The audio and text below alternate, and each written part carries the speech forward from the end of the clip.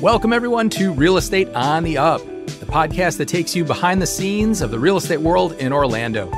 I'm your host, Kyle Madoran, and on this show, we're all about pulling back the curtain with the unfiltered truth about real estate. We're not just here to sell houses. We're here to provide concierge-style service because everyone loves being treated like a VIP. This podcast is your go-to resource for transparency, integrity, and the knowledge you need to make smarter real estate decisions. Whether you're a seasoned investor or a first-time homebuyer, we've got you covered. So buckle up and get ready to move up in the world of real estate. It's time for Real Estate on the Up.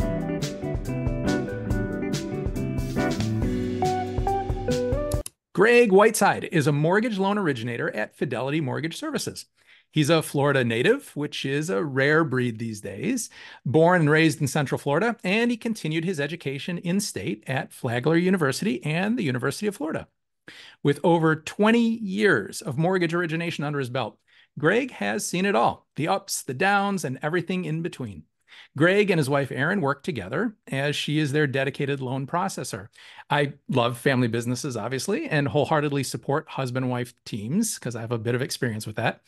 And I was lucky enough to get introduced to Greg through a customer more than 10 years ago, and I've relied on him as one of our trusted mortgage professionals ever since.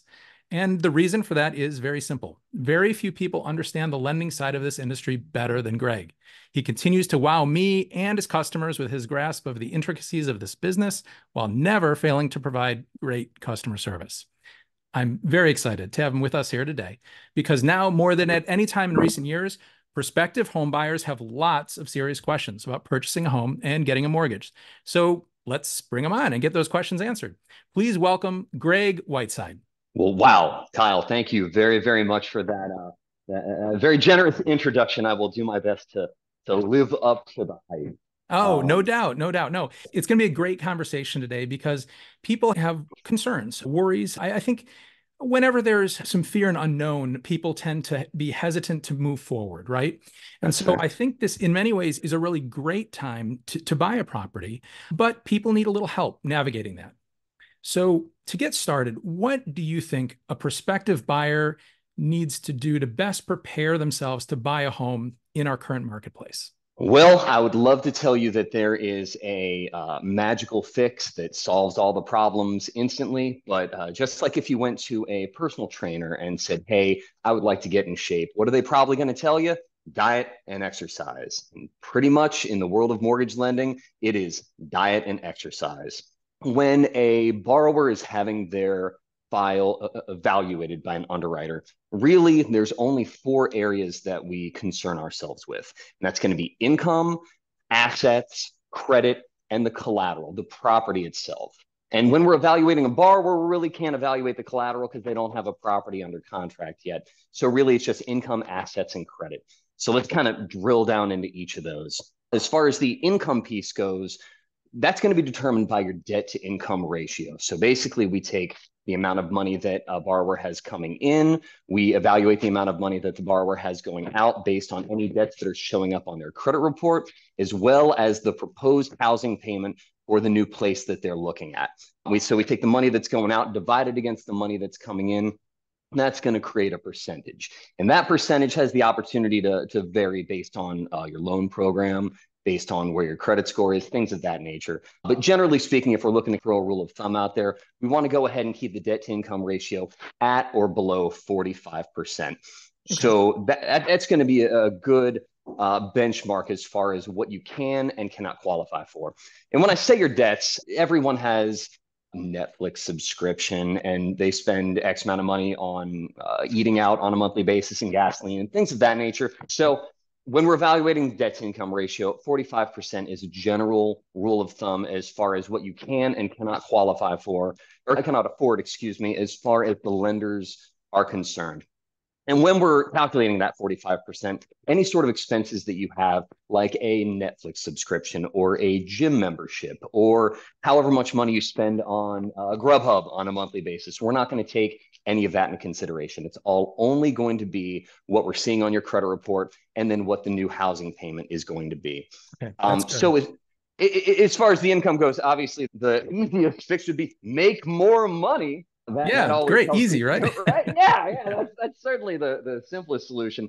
But whenever we're talking about variable streams of income, so I'm talking if you are commission based, or if you have overtime income, or if you picked up a second job in order just to supplement your income stream, generally speaking, those are not going to help us unless we have a 2-year running history of it. Underwriters are very wise to someone picking up a second job just to boost their income, to decrease their debt to income ratio in order to qualify for a loan. So if there's any sort of variable forms of income, we want to go ahead and have a long running history of that.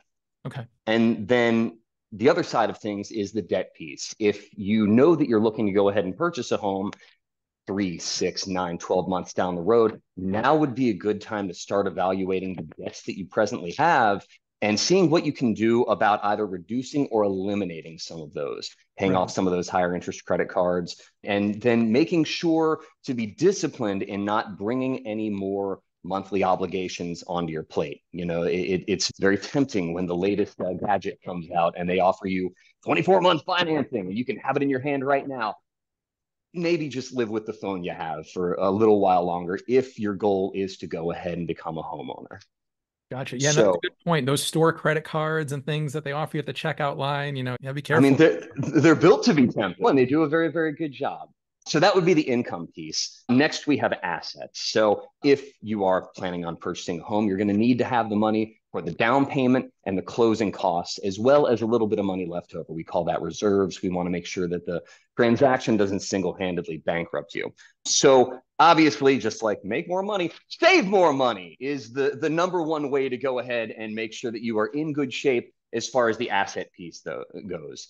A lot of people, when they are considering entering the real estate market, purchasing their first home, they have very, very well-funded retirement accounts. And that's kind of the sacred cow of the situation. They very, very much do not want to touch that. And that's completely understandable. And depending on your family's overall financial goals, it might be best not to touch it.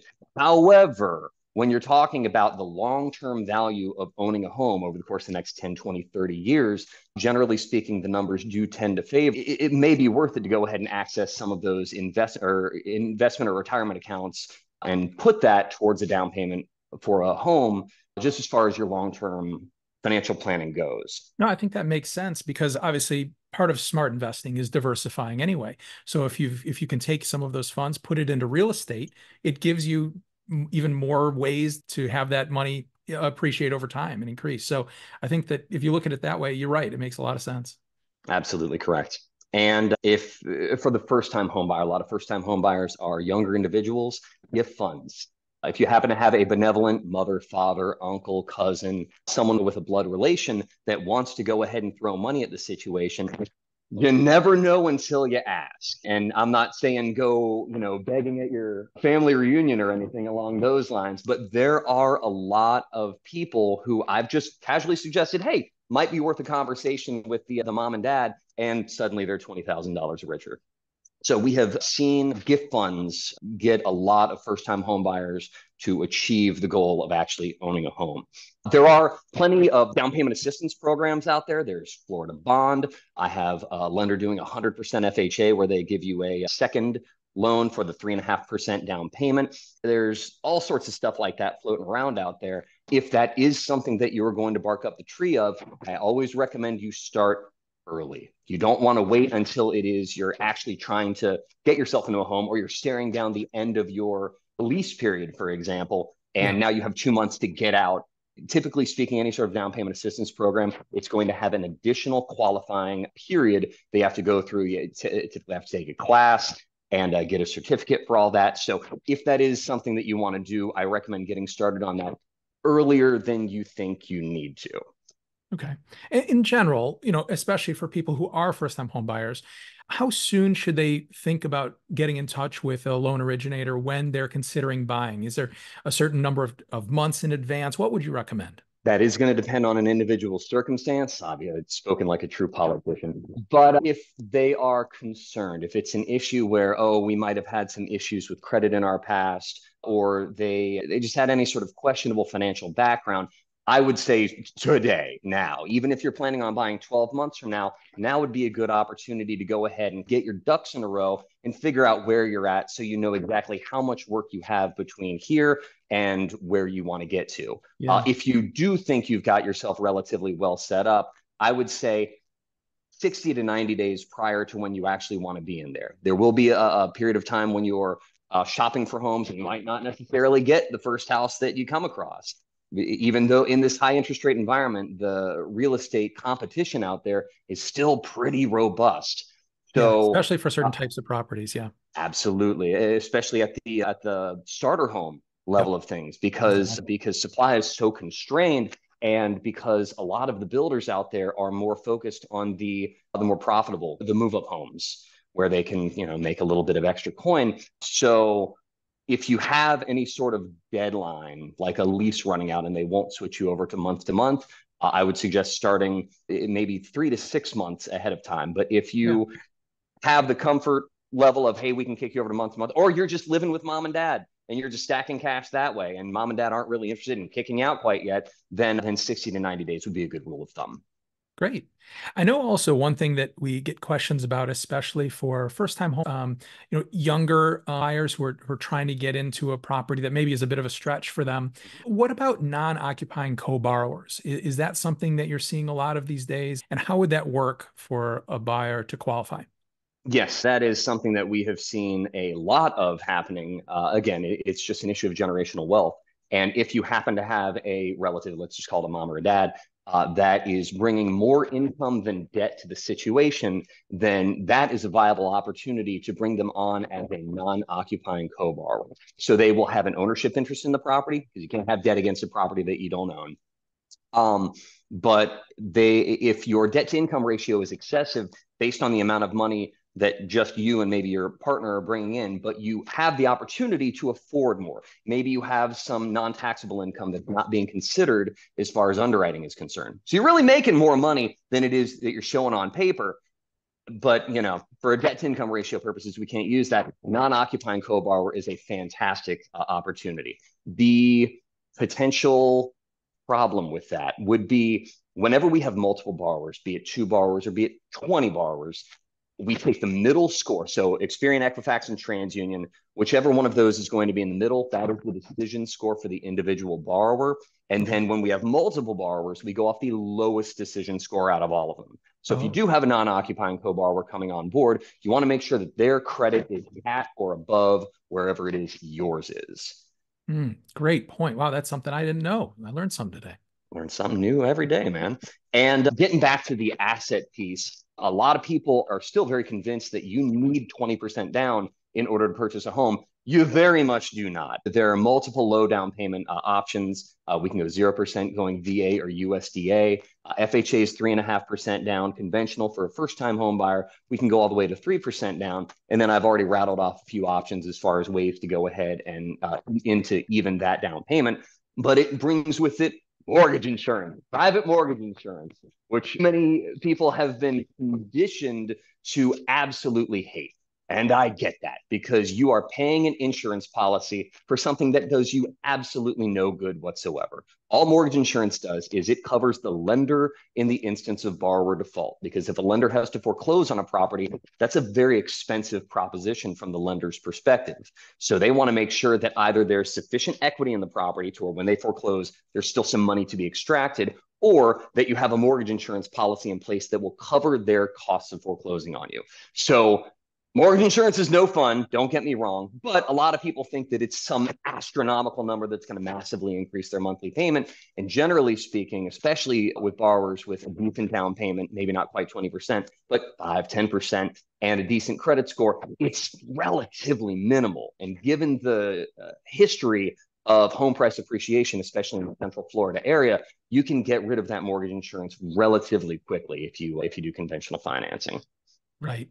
And with FHA, as far as I'm aware, it's still you for the life of the loan, there is going to be a mortgage insurance involved in that. It is if you put less than 10% down on FHA, it is going to be for the life of the loan. If you put 10% or more down, you can get rid of it, but you can get rid of it 11 years hence, which in reality in the lifespan of your typical mortgage, which lasts, I think, averages somewhere around 5 years, you're not getting rid of mortgage insurance on an FHA loan. So that is the one kick in the pants on FHA.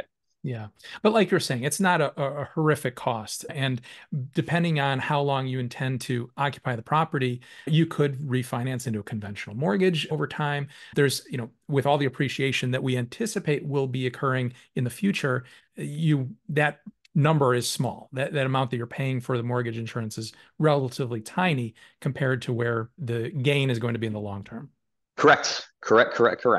So I just have heard a lot of people that say, oh, we're up to like 15, 16% saved. We're almost ready to buy a house, Greg. And they could have bought, a year or two ago. Right. No, that's a great point. That's a great point. There's still a lot of borrowers and buyers out there who don't understand that there are programs for all different types of down payments. And here in Florida, we have obviously a lot of military personnel. VA loans are a great tool for them to use. We also have USDA available depending on the location. In a rural area, if it's a less expensive property, some people will qualify for that with zero down.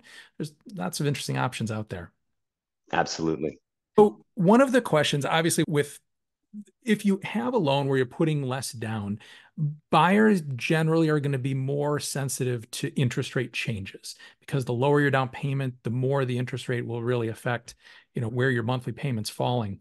And so therefore, one of the biggest questions we're getting now is when are these interest rates going to come down? What do we expect to see in the future here? So take out your crystal ball for a second and let us know what you expect to see in the coming months and years with interest rates. Well, I think you done already hit the nail on the head when you asked me to take out my crystal ball. Unfortunately, I broke it yesterday. I was clairvoyant up until bad timing. Yeah, I know. That's how it always goes, right? No. As far as when we are going to see a lower interest rate environment, I don't know. And anyone who tells you that they do know with any level of absolute certainty is lying to you. But we can kind of read the tea leaves, so to speak, and figure out what the driving forces are behind interest rates being so high as they are. And we can anticipate when those are going to start alleviating. So the question is, why are interest rates high? And we're gonna take a little walk down fixed income lane here. So mortgage interest rates are predicated on the purchase and sale of a bond class called a mortgage-backed security, MBS. Okay, as more people demand MBS, interest rates will go down. And when less people demand MBS, interest rates go up. The MBS are competing with all the other bond classes out there as far as treasury bonds, as far as corporate bonds, as far as municipal bonds, all that sort of stuff. But before we get into that, let's define what a bond is. All a bond is, it is a fixed income instrument. You buy it, it has a note rate associated with it, and once a year you are paid out based on however long that bond exists. You are paid out that percentage in yield until the bond matures, at which point you get your money back. So it is a fixed income instrument. That means no matter what is happening in the economy, what is happening in the world, you are getting exactly what it is you paid for, right? Okay, fantastic. So I kind of want to get people understanding how the purchase and sale of those bonds relates to mortgage. And again, I promise I'm going somewhere with this. Let's say, for example, Kyle, you opened up a bond sales shop. You are in business. You have to sell 100 bonds every single day, right? Okay. So Monday, you decide I'm going to attach 6% on my bond coupon, and that's what I'm going to offer the world. You open your front door, you have 100 people lined up out in front of your business.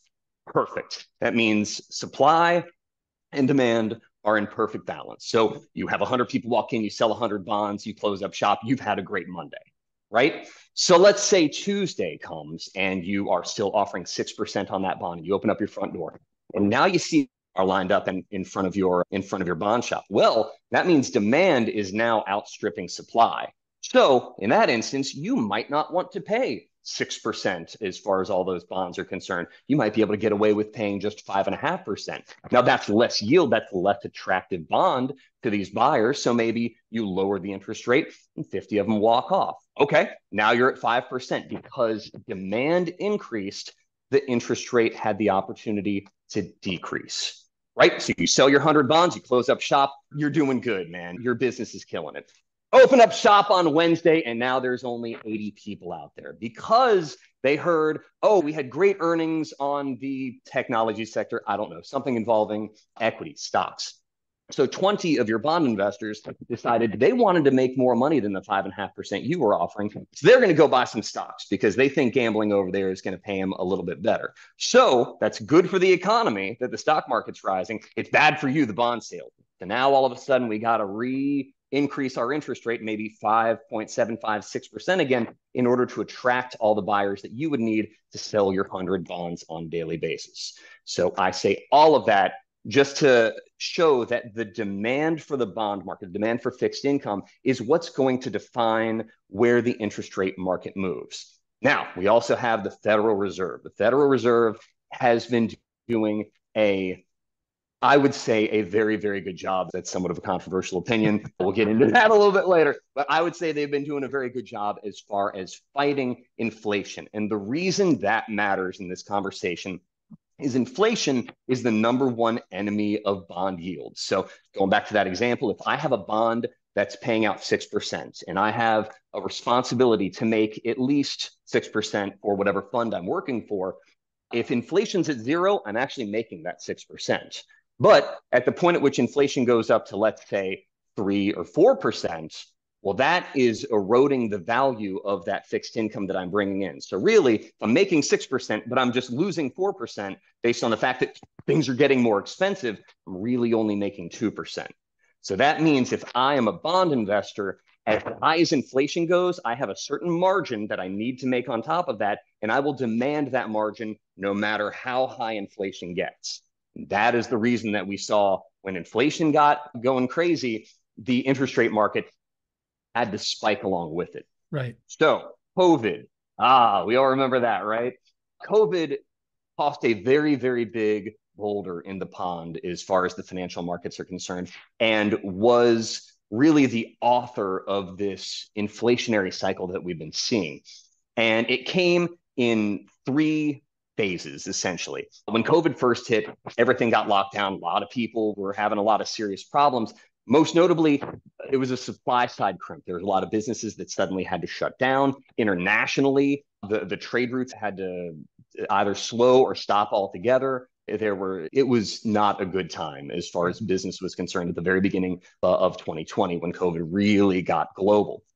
So we have a supply side problem, and we have everyone locked up indoors, essentially, right? Which created our second wave of inflation, where since everyone was stuck at home, they all wanted more stuff. We weren't able to do things, so we wanted to have things. And this is on an international level, but it especially manifested in America. So we have supply going down because of all those supply chain issues. We have demand going up. And that's economics 101. That's a recipe for prices to start raising. So that created somewhat of a spiral of inflation that started. That was when Jerome Powell was saying, oh, it's all transitory. That was the word they threw. Yeah, oh boy. Yeah, some temporary blip. It's going to go away. Yeah, just a little flicker in an otherwise perfect evening. So COVID dived down. We all got back to normal. And after having 1.5 2 years of being stuck inside, services demand went absolutely through the roof. Everyone wanted to go to restaurants. Everyone wanted to vacation. Everyone wanted to do at exactly the same time. And again, that's just another wave of demand on top of an already lopsided supply-demand balance. And that is what created this massive and persistent wave of inflation that we're seeing, that the Fed has been fighting and is continuing to fight, and is slowly but surely starting to jam back into the bottle. So I say all that. The original question, I don't know, 20 minutes ago, was when are we going to see lower interest rates? We have to see consistently lower inflation numbers in order to get more bond buyers back into the market, in order to drive those interest rates down. That's the crux of the entire situation. The bond market, and consequently the mortgage interest rate market, will respond to inflation consistently coming down before the Federal Reserve does anything about their benchmark rates. So you'll see the market go ahead and front run the Fed when they feel that inflation's coming down, which is what we saw back in October of last year. October of last year, was when we peaked out as far as the mortgage interest rates are concerned, at the very least thus far in this cycle. If we're to believe our friends over at Mortgage News Daily, we hit 8.03 on your A paper, 800 credit score, 25% down, just perfect borrower, 8.03 on the mortgage interest rate. And then between then and January, we ran all the way back down to 6.44, not because the Fed was doing anything, but because inflation measures were really starting to tangibly drop, right? And over the course of the past couple of months, we've hit a little bit of a snag because the numbers, the jobs market, the wage inflation, the overall inflation as it affects both producers and consumers, it's all not dropping anymore, which is frustrating for the Federal Reserve. So we've seen things buoy back up into the sevens, but that's a perfect example of how the market's going to move before the Federal Reserve moves. So anyone that tells you we're just waiting on the Fed to do something isn't really filling you in with the whole picture. Fed only has very limited tools at their disposal. So there's only correct. Really, that's about all they can do is control the interest rate. So and obviously buying treasuries, there's other things, but that in terms of effect on the marketplace, that's the best tool they have in their arsenal. Correct. It's a very, very big ship and they have a very, very small rudder, but they are doing the best they can with the little rudder that they have. So I am hopeful that over the course of, well, all right, before we talk about what I'm hopeful about, let's talk about what everyone else thinks. There is a website you can go to. It is the CME Group. And you can just type into Google or your favorite search engine, CME Group Fed Watch.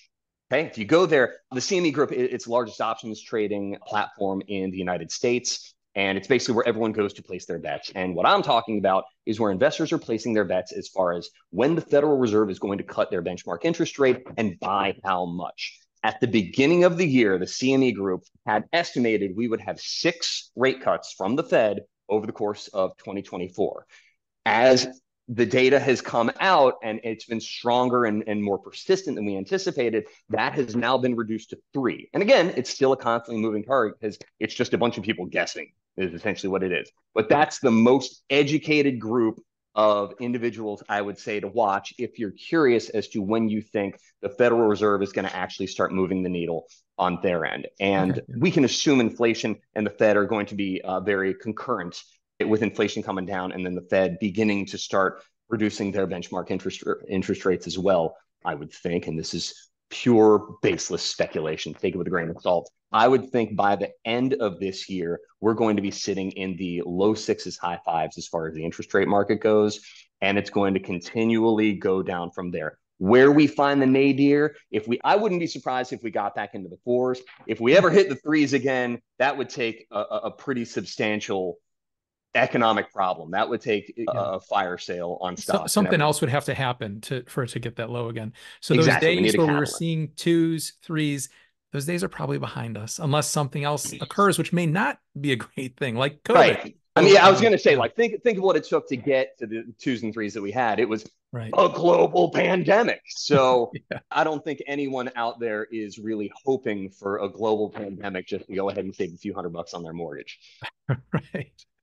Yeah, I think you're probably right. Let's hope. So, but I think that's a great projection, low 6s, high 5s by the end of this year. And based on where we're at with the latest CPI numbers, do you think that we're still looking at 3 cuts, or do you think that's very optimistic right now? Oh, that question's a touch past my pay grade, man. At the beginning of the year, I thought 6 was probably a little aggressive. I think that was kind of the hopium, they call it. Right. Well, they're just like, oh boy, life's a lot better if rates were lower. And, that kind of stuff gets clicks. I think 3 is probably a pretty fair amount, assuming that the restrictive policy that the Fed has in place continues to do what it is it needs to do. That's going to be predicated on job growth. That's going to be predicated on a whole lot of stuff that, again, like there's people who spend their entire days surrounded by, monitors with graphs on it, and they're dabbing in the dark pretty much, ever so slightly better than I am right now. So, yeah. But yeah, Well, I can see three happening for sure. okay, that's great. No, I'm glad that and I know very few people that watch this as closely as you do. So that says a lot. That's very good. And that kind of Appreciate leads me into my next question then, it. because we've been talking about kind of the future of interest rates. But what are your thoughts about the future of Florida real estate? Taking all this into account, where do you see us heading over the next 6 months to a year? 6 months to a year. Okay, well, I think it's important to look at where we're at right this very second, just to have some context as to where it is we're going. So we are in a comparably higher interest rate market than we have been for the past couple few years here. We are at what is considered to be the most restrictive level, as far as at the very least from a federal funds rate perspective. And in Florida, we're still seeing a surprising amount of demand. Like we are really, really resilient on both home prices and just volume that's happening. And I know, and I'll defer to you as far as I know things have been slowing a little bit, and we have been seeing a little bit more inventory entering the market. And again, supply demand. If supply can come on up and start to, at the very least, try and keep pace with demand, that's going to have the opportunity to bring things a little bit more into balance. Tell me real quick about inventory before I go on. Yeah, so we are in a strong market here. We're very fortunate to live in a place where so many people want to migrate into. So we're seeing still relocation from both other places in Florida and around the country coming into the Orlando area, which is great. But we also have seen just within the last month, if we look at last month versus a year ago, inventory is up 77%. And just going back to the supply and demand data you were talking about, once we start to see inventory increase like that, in some ways it's good because it loosens up the market. It gives buyers more to choose from. It might actually get a few buyers off the sidelines and looking again because some people got discouraged because there was really nothing to see for a while. Inventory was For so sure. low. Yep. So increase in inventory is not necessarily a bad thing, but we are seeing a fairly substantial increase in inventory. And another metric I look at very closely that's correlated to that are the percentage of homes undergoing price reductions. How many price reductions are happening with the listings? Because that's a real good indication of demand. If you've got a lot of showings taking place, you've got offers coming in, you're not going to reduce your asking price. You're going to stick right where you're at. But if you're not getting showings, you're not getting offers, then you're going to start rolling that back. Sellers are going to start to get worried. And we in the Orlando area are one of the top markets in the nation for the percentage of price reductions right now. So, Measure price reductions. Wow. yeah, we are seeing more price reductions here and throughout the state of Florida than anywhere else in the country. So Now, we're in the top 10 markets for that. Yeah. do you think that's more of a function of sellers kind of wanting to continue to ride that wave of home price appreciation and just assuming, Yeah. well, it was worth that 6 months ago, it should be worth that much more right now, and not really being in tune with what's going on? Or do you think that's a function of legitimate devaluation of the Central Florida real estate market? Like anything else, there's a lot of reasons behind it. It's hard to pinpoint one thing. What you mentioned certainly has something to do with it. We had a fairly rapid change from the height of the market, which was in 2022. Mhm. The summer of 2022 was absolute the maximum for home values for what we saw. And there was a bit of a softening after that occurred as interest rates spiked to 8% in the fall of 2022. And so from there to now, the market has really flipped. I mean, it's very interesting to see, how things change so much in less than 2 years. And so, yes, I think we do have that memory of recent years where you could put your house on the market for almost any price and you'd get lots of showings and multiple offers. I mean, it was a crazy time for a while there during COVID. And so I think that sellers saw that and they still go on Zillow and see what houses sold for down the street. And sometimes Right. if buyers were willing to pay $50,000, $80,000 over asking price, sometimes you're not going to be able to get that again. But you saw that sold for that price and you think, well, let's give it a shot. Let's try. But And we then we are eventually, seeing less migration into the state than we were during COVID. And so that's not helping either. And no matter how you feel politically about things, our political climate here is also causing some people to think twice about making Florida their home. There were some great sure. things that happened politically to help boost our economy during COVID, but now there's been some things that people are questioning since. So there's a lot of different forces at play there. But I think interest rates certainly have a lot to do with it, with the buyer pool being reduced, the number of buyers who are home shopping, especially in certain segments of the marketplace. That's hurting us.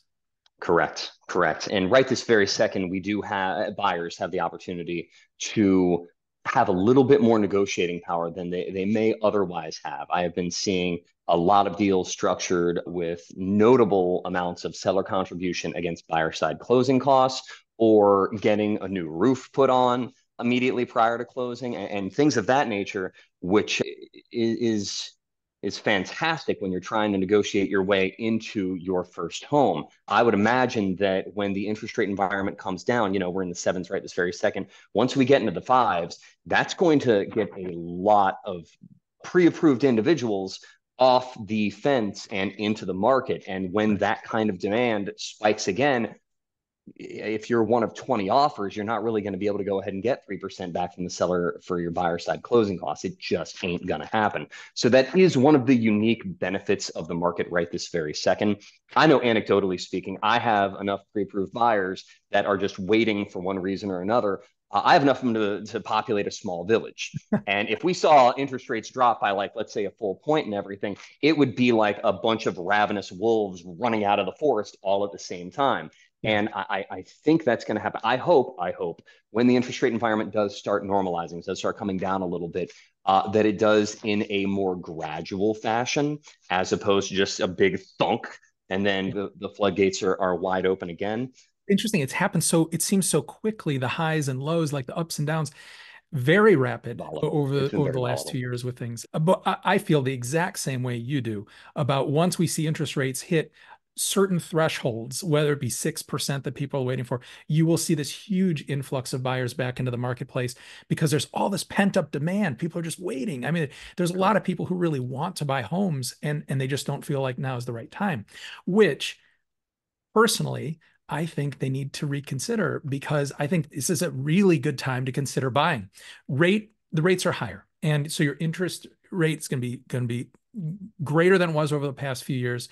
Your purchasing power is possibly going to be a little bit reduced because of that, in terms of how much house you can afford. But you don't have this glut of other buyers in the marketplace who you're fighting against, competing against to get into a house. So anyone who was trying to buy a house during COVID remembers you'd have 20 offers on every property. The worst one I heard about had over 100 offers. And that's craziness. So we are Madness. not in a market like that right now. We are seeing a few multiple offer situations, generally on unique properties or at certain price points. But for the most part, this is a great time to go out there as a buyer, find a house that you love because inventory's up, and not have to compete against these other buyers and negotiate a really good deal in addition to a credit that you can use to buy down the interest rate. Correct, correct. It's cliche, but there is validity to the whole date the rate and marry the home kind of thing, because we will be coming into a time of lower interest rates. That's all but a certainty over the course of the next, we're going to call it 18 to 24 months.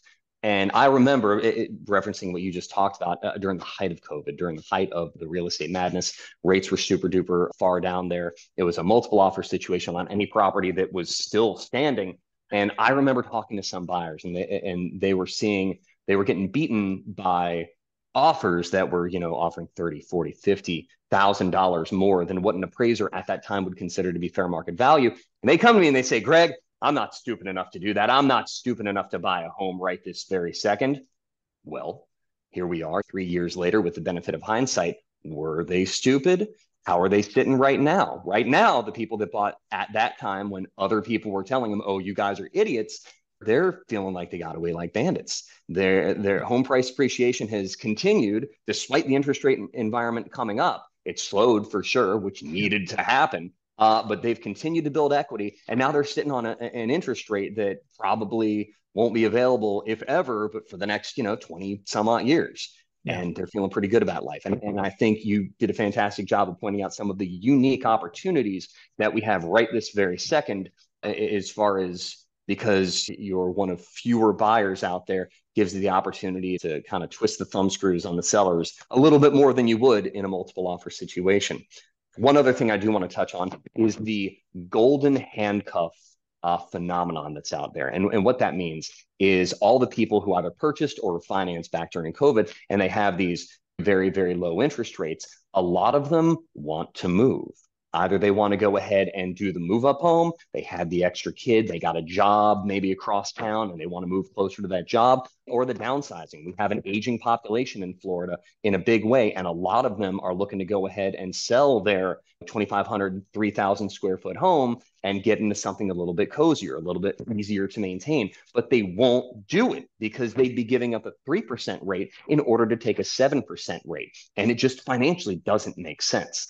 So that's that. People have called that the golden handcuffs. I believe the critical level for the golden handcuffs effect, starting to at the very least loosen up, is probably going to be somewhere in the mid fives on your average 30-year fixed. I think once we get in the mid or especially the low fives, I think that's going to be a palatable enough number for people to go ahead and say, well, I don't want to give up my 3 for a 7, but I'll do it for a 5.25 if I don't have to drive an hour and 15 minutes each way to work. Yeah. You know what I mean? And Sure. that's going to have an interesting effect on inventory because builders can only build so many homes and they're doing their best. God, and I'm glad for every builder that we have here in Florida, but we need to have the natural churn of homes happening. And we just haven't seen that. You know, Right. existing construction has been a difficult sector over the course of the past year and a half because of all these people who just don't want to sell. So I think that's going to, in and of itself, add some more homes to the market. But I think it's going to get the supply is going to go up and the demand is going to go up just as quickly to meet it. So all these people holding their breath and hoping for a 20% crash in home prices, I hope you got good lungs because you're going to be holding your breath for a while, kids. Yeah, I agree with you. I don't see any indication that we're going to see something like that occur. There would have to be something catastrophic that's completely unexpected. Correct. Like the old fashioned Bugs Bunny sawing Florida off of the nation. If that happened, then maybe we'll see a little bit. But Right. I would imagine, I mean, more beachfront property at that point could be a positive. I don't know. Yeah, there you go. Sorry. There's a silver lining in anything. Right? No doubt. No doubt, man. See if there's anything else. Oh, also in the future of Florida real estate, and I want to get to the NAR settlement on your end of things, on the realtor side of things. Mhm. On my side of things, I just was curious. So I talked to one of the board members of FAMP, the Florida Association of Mortgage Professionals, and was just like, hey, do you know what the attrition rate was for the mortgage loan officers that are licensed in Florida? So the people who can do what it is I do, how many of them dropped off from January of last year to January of this year? It's 43%. Wow. 43% of the workforce that's almost a Thanos snap right there. And so hopefully those that are left over, myself included, are going to be able to provide a little bit more professionalism, a little bit more commitment to the industry, and be able to serve the buyers that are going to be happening in 2024, 2025, and so on. And that brings me to the question as far as the realtor side of things. There is a lot of uncertainty concerning the recent NAR settlement and the restructuring of how buyers agents are paid. Do you have any insight that you could offer to us on that front? Yeah, so I get asked this all the time now because it's top of mind for most people. Homeowners and home buyers are interested to see how this is going to unfold. And we don't really know yet how all of the details are going to come about. And there's paperwork challenges with contracts. There's different things that we just don't know how they're going to filter out, but it's coming. So overall, though, I feel more optimistic now than I did when it was first introduced with this settlement. And the reason I'm feeling more optimistic today is Fannie Mae and Freddie Mac have said that if there has to be any compensation negotiated into a transaction, it's not going to count against the credits that the buyer can now negotiate for other reasons, whether it be a rate buy down, whether it be for repairs, things of that nature. So we're going to have some flexibility there. And going back, for anyone who hasn't heard about this yet and is listening. So basically, the big change is that there will be no more compensation for buyers, brokers listed in the MLS system, which is run by mainly the Realtor Association. So you may, as a buyer, have to compensate your realtor for their professional services. Now, historically, a buyer hasn't had to generally do that out of pocket because it's being provided to them compensation through the listing agent, through the listing brokerage, takes the compensation that they receive from the seller, provides the buyer's brokerage compensation as a percentage of what they're getting. There was never a fixed amount. I know there's this myth, and I often wonder where this myth started, because in a decade, more than a decade of sitting in countless real estate meetings with loan officers, with mortgage, with title people, with people representing the Realtor Association, with all different brokerages, dozens of different brokerages. I never once had anyone telling us we had to fix commission or compensation at a certain amount. So Yep. the whole thing kind of shocks me that there was this misconception. I had to negotiate my commission all the time with people. So it's mind-boggling that's where we're at. But with that said, this is where we're at. This is going to be a new world for us with how it works. And I don't think it's necessarily a bad thing, because in some ways, your buyer broker compensation was always part of the transaction because it was always part of the price of the home. There was a marketing fee basically that was given as compensation to a buyer's broker for bringing a buyer to the transaction. That won't change. I mean, that's still going to exist because we know most serious buyers work with agents, because the agent there's dozens or hundreds of reasons that an agent can be helpful during a transaction, especially for buyers who are negotiating this for the first time home buyers. And for most people also, what's the average here in Central Florida? I think most people buy a house once every 7 or 8 years, and that's low compared to most places in the country. So if you're doing this once every 7 or 8 years, wouldn't you like to have someone's help who you can trust, who has your best interest at heart, to guide you through this, who does this 40 times a year? I mean, to me, that's well worth a few $1,000s in compensation. But there will be ways to negotiate that and still as part of the transaction, and you won't have to come out of pocket. Appreciate you breaking that down for us, man. My concern with all of it is, number one, the people out there, oh, I don't necessarily think realtors do a whole hell of a lot. I'm pretty sure I can do all that myself.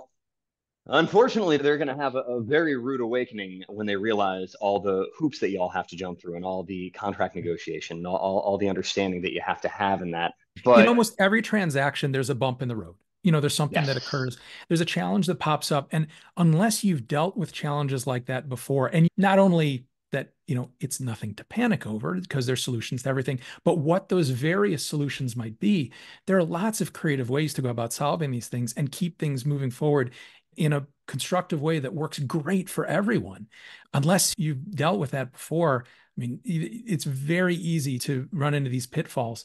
And in addition to the fact that helping someone find a home is a full-time job, there's a lot that goes into it. So if you've got time to do your full-time job in addition to the full-time job that a real estate agent does in helping you find a house and handle all those other details, I mean, God bless you, because yeah, right, yeah, I don't have right. that kind of time. You get more done than I do, Yeah. man. Good Lord. And my concern is that there's going to be a lot of people that are just going to say, we'll just have the listing agent go ahead and represent the buyer side as well. And I always tell the people that I'm working with, that's very akin to getting into a legal battle with someone. And when you get to court saying, hey, can I borrow your lawyer as well? Because I'm sure they'll represent me just as equally as they're representing you. And I can tell you, there's a lot, yourself included, there are a lot of very talented and smart and equitable realtors out there that absolutely can represent both sides of a transaction. I'm not saying that doesn't happen. I'm saying that there's a lot of people who can't, or they can, but they won't because they're not the most ethical of individuals. Right. And I don't like buyers being exposed to that kind of being in a situation where they do not have someone that is devoted to watching out for their interests and their interests alone. Excellent point. Excellent point. It's very similar to how I advise buyers to approach new construction. When you go and meet with the builder's reps are always fantastic. They're nice. They're really wonderful. But they are there for the builder, looking after the builder's best interests. If you walk in there without a real estate agent, you've got no one fighting in your corner, especially when challenges do occur. And so I think that it's only going to take a few examples of things really going haywire for people to realize how important it is to have a professional helping you. Agreed. Agreed. Hopefully they figure that out before they go through the unpleasant parts, right? Let's hope. Let's hope. No, I have a passion for professionals who are in this for the right reasons, who are passionate about what they do. And there's very few people I know who are as passionate about their jobs as you are. And I'm so very thankful that you took time to join us today, Greg. Thank you. Absolutely, Kyle. I appreciate the opportunity, man. It's my honor. Absolutely. So if people want to get in touch with you, what's the best way for them to do that? You can reach out to me directly. My email address is Greg, that's Greg, at gregwhiteside.com. So GregWhiteside.com. I'm also on Facebook, shouldn't be too hard to find there. I am the Greg Whiteside on Instagram. And yeah, that's probably the best way to do it. That's great. You know, That's great. in real estate, we do our best not to keep our contact information too terribly hidden from the world when people want to look for us. So pretty sure they'll be able to find us. We try and make it easy. Yeah. Well, thank you very much, Greg. This was awesome. And I know people are going to really enjoy hearing everything you had to share today. And thank you, everyone, for joining us for another episode. So until next time, this is Real Estate on the Up. As we conclude another eye-opening episode of Real Estate on the Up, I want to express my appreciation for joining us. Thank you for being a valuable part of the Real Estate on the Up community. Your time and engagement mean the world. So make sure you subscribe and leave a review. Your real estate goals are my priority, and my team and I are here to provide the personalized attention and service that have earned us high recognition. If you have questions, need guidance, or are ready to make a move, don't hesitate to reach out. I'm just a message away. I'm Kyle Madoran, one of Rate My Agent's top 100 in the United States, signing off. Until next time, take care and make those real estate dreams a reality.